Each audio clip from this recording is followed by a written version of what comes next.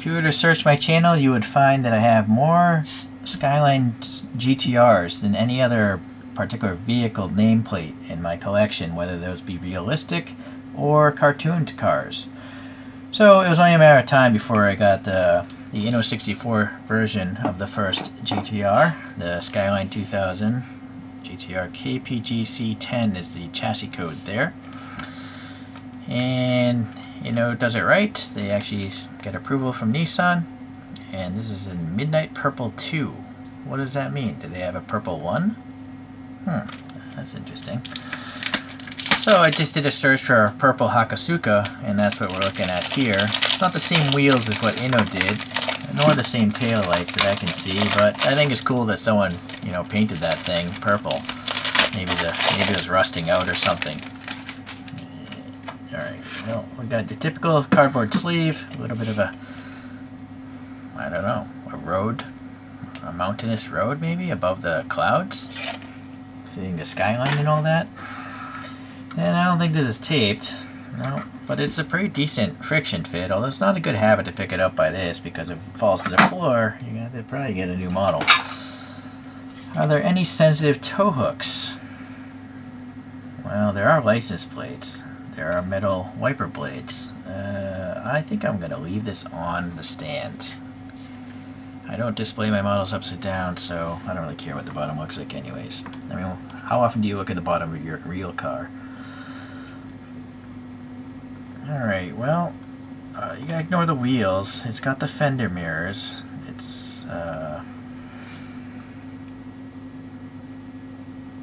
does have a plate, just not this color. It's got the white turn signals, the side orange markers. So it looks pretty good there. So these are Watanabe F8s, by the way. And the real car only has fender flares on the rear arches. But this model looks like it has it on the front arches. So it's definitely a modified casting that they did by Inno. Okay. Yeah, it's just a different front view.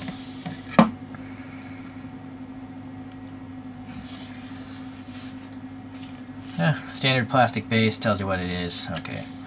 So the front wheel, boy, I forget what these things are called, but I've actually made some of these, I think, for my Chorokyus. They're JDM wheels of some sort. They have a really shiny lip. I've suspected it's like chromed plastic, and then they painted the middles gold, and then the center cap is black, and you can see some 4 lug nut details and some perimeter bolts. So I guess it's trying to mimic a 3-piece wheel. The gold is back in that what would be probably a brake system. Maybe that's what that roundness is supposed to be. Can't say for sure. The tire is rounded, so that looks good. It's also not very low profile, which a car from this era wouldn't have low profile wheels. But yeah, again, if you're a stickler for details, a stock Skyline Hako wouldn't have such wide fender flares on front. So, but nor would it come in this metallic purple, so I'm okay with it. It's a custom car. This side badge here, it's a very shiny, like foil sticker, it looks like, or foil decal. Oh boy, it's so shiny it's hard to focus on it, but there you go. And then we do have that orange there. It's on a raised bump. This clear coat's really nice. This paint is really nice. It doesn't look like a hot rod, but it's definitely metallic. The panel gaps, I guess they're okay. This clear coat's so thick that it's actually getting into the panel gaps quite a bit. It's interesting. Very thick. Alright, lock mechanism, some finger recess area, and the good old handle sticking out. Then we have raised window moldings. That little flip out window, there's the hinge for it. This little bump is, it's got the red S logo of a Skyline. Back here we have this metallic / blacked out emblem, or I don't know what it is really. I don't think it's a light on the real car. I think it's just like a piece of cast metal. And then the bumpers are separate pieces, chromed out, looking alright. Let's go around to the front. Well, those side mirrors, unfortunately that one's checking out a UFO somewhere above it. But it does have a reflective sticker, so yeah, there, that's a real reflector. Ooh, boy, look at that wiper blade over there. Yeah, I didn't even take this off the base. Alright, front bumper, chromed out, reflective. It's nice to see a Japanese license plate. So maybe this is a real car with that license plate in the real world. I just don't know how to search that. Okay, the chin spoiler looks pretty good, nice and deep. Some black in these little slot vents there. The grille has a texture black, and then we have a GTR. Again, probably a foil sticker because it's a little bit crooked. It's not part of the molding. And I think in the middle, yeah, there's a little red. Some sort of logo is here in the middle of the grille. Alright. You know what? I don't know if these are transparent. They almost look like they're silver. I don't think those are clear, right? The pick, I think, is... Are they clear? I think maybe... Never mind. In that light, they look like they're silver. I think what's going on is because they're clear, all the chrome around it is bouncing around inside this clear plastic. See, it looks like it's silver, but no, I guess they are clear. Alright, yeah, you can see the light shifting around. So that's good. Again, with the custom car, I thought maybe the real car had headlight covers or something. Alright, well, the reason why I kind of shied away from this casting from when I purchased it is the thickness of everything. The thickness of this hood here, the thickness of the grille. It looks a little chunky, but is it better than the other castings I have? We will find out. So there's some silver paint here for the indicators. This side, well, we got some treads there. They look kind of old school. And pleasantly, they're not too truck tire-ish from the side. So that's good. It could have been a lot worse. A lot of other brands are putting knobbies on their street cars. Unfortunately, this is really messed up. It's all chunky and blistered, so not very good. That looks alright though. It's alright. Alright, so the rear, we have another license plate. It's a separate piece, basically a photo etched metal plate. A little lock stub, and then this little foil sticker. You can clearly see it says Skyline, so that's actually pretty impressive. The taillights, they're chromed plastic with some red in the middle, and I have to assume that red is paint. Yeah, I don't think they're transparent. I don't see any light bouncing around in there. Okay, but... And then these are the backup lights. They're, I guess, yeah, there's a little oh, I think those are decals, so don't touch those. You might even rip it off. So it's a little black and some silver for the rear lights. The tailpipes. For some reason, this one looks bigger than the other. I think maybe there's too much black on this. Yeah. I don't know. It looks bigger, but I'm sure it's the same. I think it's an optical illusion. But it's nice. There's a little bit of a dimple, so it looks kind of like a tube. And then you got the rest of the muffler down there, so that's okay. There's a little air passing under the wing, so that must mean it's a separate piece. And they got the purple underneath there. Up here looks pretty good. I think this might be the fuel filler door. And again, a really thick clear coat going on here. Not a fan of defroster lines, but they're not too bad because you can still see the interior of the car. So that's good, I guess. And then, yeah, the wiper blades, photo etched. I guess they look alright. These vents here, I think, are a tampo print. They're so thin, they can't be part of the casting. But I don't see any wrinkliness, so I don't think they're decal. So that's actually pretty cool. And again, look how shiny this clear coat is. This is a super clear, awesome. Look how sharp the edge of my rectangular LED is. So this is one of the... Oh, but hold on. Now you look at all these scratches. So that's kind of weird. Why would there be all these scratches on it? It's clearly a new product. I don't understand. I don't understand how that could happen at the factory, unless they're literally putting something on top of it and it was vibrating or something. That's strange. That's very strange. The windows, the black molding might be printed on the casting. Yeah, I think that's on the casting and not the plastic. Back here, yeah, same thing. See, unfortunately not enough black so you can see the purple coming through. There's a rear view mirror, it looks like. It's, you know, not too realistic because it's literally part of the window molding. So you can see the, I guess the rivets or something holding that window up there. Alright, let's get a flashlight. Oh, well, this is actually pretty nice. It's a decal in the middle, but hopefully it won't peel up. It looks like a wood grain, you know, all the switches, ashtray, the shifter is kind of like a hot dog though, kind of like a Hot Wheels. Another decal over there. In the dash, we got some radio switches, the glove box button there, and then we have some round dials. Hold on, it's too powerful, the light. Yeah, I passed it. Let me hit focus. Hate to tell you, Travis, I don't think I'm going to buy a new camera. Those cameras you sent, I'm sure are great, but they're $1,000. I mean, I make $120 on this channel a month, so does it make any sense to buy a $1,000 video camera if I'm going to make $120 a month? I mean, $1,000 I can buy a lot more models to review. So sorry guys, until my current phone breaks, we're gonna stick with this one. I mean, $1,000, that's just crazy for a phone. If I was running SolidWorks or Photoshop on a phone, sure, I could understand, but I'm not going to do that. Alright, random topic.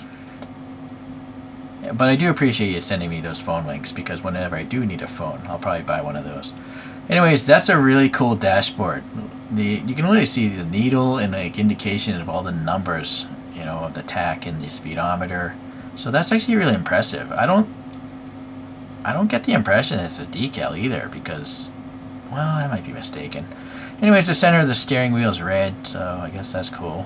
I don't know, I kind of doubt it would be that in the real car, but it still looks cool. Let's see what the seats look like. Maybe I should just put this down, hold on. Less vibration. Now I gotta overpower that glow. There we go, so some horizontal ribbing it looks like. Possibly some... No, I was looking for seat belt buckles. No, I'm not seeing them. Rear seats, some horizontal ribbing in the rear seats. No indication of seat belts. That's okay. Although actually, you know, some Inno64s do have seat belts, from my recollection. Or maybe that's Tarmac Works. So in this price range, there actually are models with seatbelt decals. But maybe they decided to just go with the decals for the dash more. I'm okay with it. I'm not sure if I showed this, but yeah, there's one screw holding it down. So we'll get a few others. So in no particular order of importance or anything like that. What do we have here? This is a stock road going car by Kyosho. It says first edition. I don't know what that means. But nice treads on Kyoshos, plastic bases, but this one's gotta be an older one because it's press fit together. Still separate bumpers. They got the fenders right. There's only one flare on the back, but it's tampo printed here instead of a foil sticker. It's still a great model. You see how thin? Oh boy, we're gonna have to compare and stuff because this is probably my favorite Japanese car. So hold on, we're gonna compare a few of these things. Probably just not easy to compare. Unless I do this. Hold on. See the thinness of the hood on the Kyosho versus the thickness of the hood on the Inno. Also the grille of the Kyosho is much thinner. It's just a thinner material like the real car. So yeah, that's why I never really wanted this Inno when it first came out, even though I love this car in reality. It's because I knew this Kyosho it was good enough. I never complained about this Kyosho. So but obviously the Kyosho doesn't have side mirrors. It does have a license plate, it's just not a realistic one. It is a different grille entirely, I think. Well, no, I don't know if there's supposed to be a vertical bar here or not. Hold on, where's my toothpick? Maybe there's not, but it looks like there's a bar here, but I don't think there's supposed to be, and it's just more obvious that there isn't one on the Kyosho. So that's the front view. The side view, the main thing is, you know, the fender flares, custom aftermarket here. This runs the stock steel wheels that the car would have had. This bump, though, is missing. You know, the real car has a raised metal like logo. So Inno, I think, did a better job there. I like how this has no side windows. You can just see the interior better. But, well, actually, that's not so bad. No gauges or anything like that. So going around to the rear, let's see what differences there may be. They're both, you know, chromed plastic with red paint for the taillights. That's fine. The rear wing on this is much more angled upwards. I have a suspicion this is more realistic. This would cause a lot of drag. The exhaust tips, it's debatable. This one has a big muffler can, whereas you really can't see that on the Kyosho. It's such a big muffler. But I don't know. Maybe, I don't know which is more realistic there. The tires on the Inno are much wider and cruder. The tread on these Kyosho tires is finer. It looks, you know, they look crisper to me. So, okay. But this has metal windshield wipers, whereas the Kyosho, they're almost not even there. I guess there's none at all. So that's a big oversight on Kyosho's part. Unless the real car has hidden wipers, but I kind of doubt it would. Yeah, so, okay. Now, we're not going to compare the green light, because this is, it's a green light. It's just not good. I agree with these painted headlights, and I think this hood is supposed to open. Maybe it's not. I don't know. It's a separate piece, but look at the wheel gap on this thing. It looks the tires just look too small for this casting, even though it's an old car. I feel like the Kyosho looks more realistic. Something about this just doesn't look as good. But I will give them credit. They have some transparent taillights, and they still have a printed on license plate in the back at least. And the fender mirror is just not raised. So for the price, I guess it's good. It's just that original price-wise, the Kyosho might have been similar. So what's this next one I have? Now this is another Kyosho. So what I suspect is this is the stock blister pack Kyosho, and this is some sort of special one because it had that extra printing. So still, the tire treads are pretty nice. And then they got the fenders again correct. This one has aftermarket wheels though. And now this one has a raised emblem, so that's better. This is all tampo printed. No fender mirrors, some indication of wiper blades, so they're gotten better. And still, the grille again, the whole front end just looks more realistic to me. Right? Everything looks thinner. This has a massive chin spoiler, where these do not. So these are clearly stock vehicles, the two Kyoshos. Getting a little away from that, we have another Kyosho, but it's a race car. So this has, you know, the spoiler, the oil cooler up front, the light covers, some Watanabe wheels, big tires filling in the wheel wells, and this does have a flared out front end. So maybe Inno already has some race versions of this. Maybe that's what it is. Maybe they casted this knowing that they're going to have these liveries.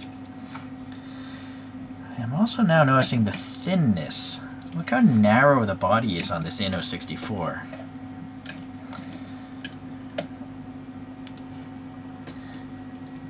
Maybe it's because it's a dark color, but I almost feel like this body is narrower than the three Kyoshos. So I'm going to go to the top view here.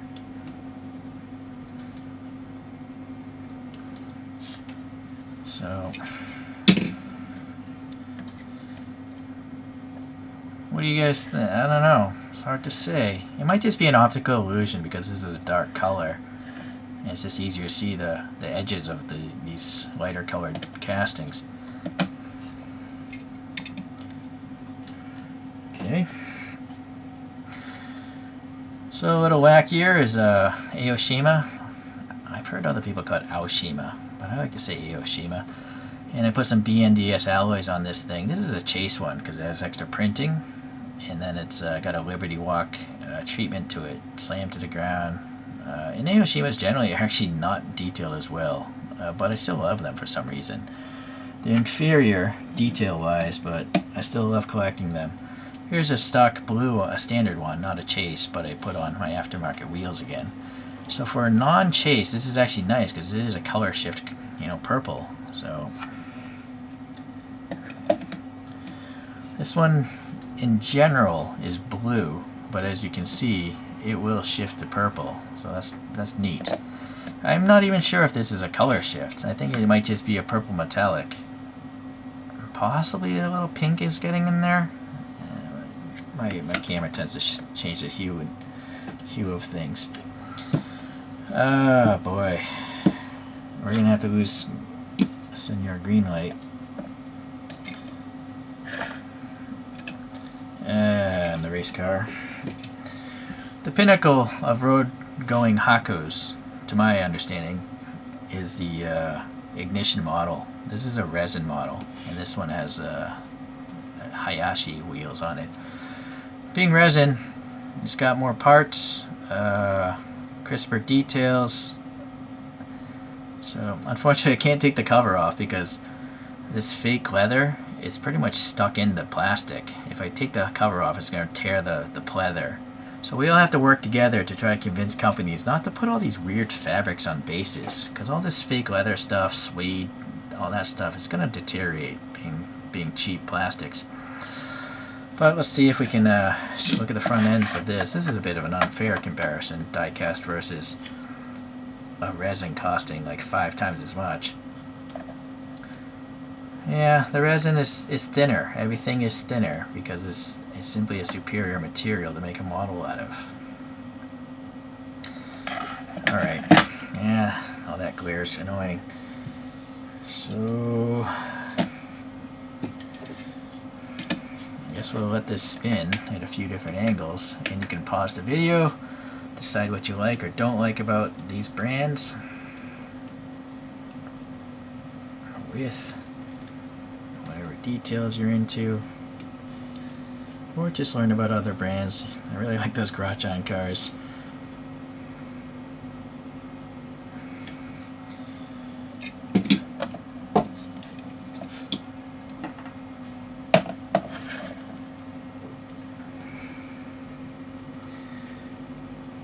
I suppose in conclusion, this is on par with other Innos. It's a nice model. It's got a lot of cool details. You know, it's got some parts as if you would find on a resin model, being the license plates, the wiper blades, and these foil stickers. Those are found on far more expensive models, but this is not, you know, in that price category.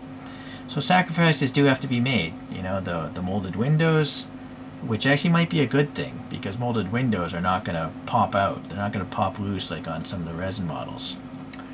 And the interior is not so bad. So if you don't want to pay an inflated price for a Kyosho and you want a die-cast car, I think this is pretty good. Yeah. But if you want the best, you're going to have to go resin. You're going to have to find an ignition. But you better really like that car. Thanks for watching, everyone. We'll see you the next time Godzilla comes around.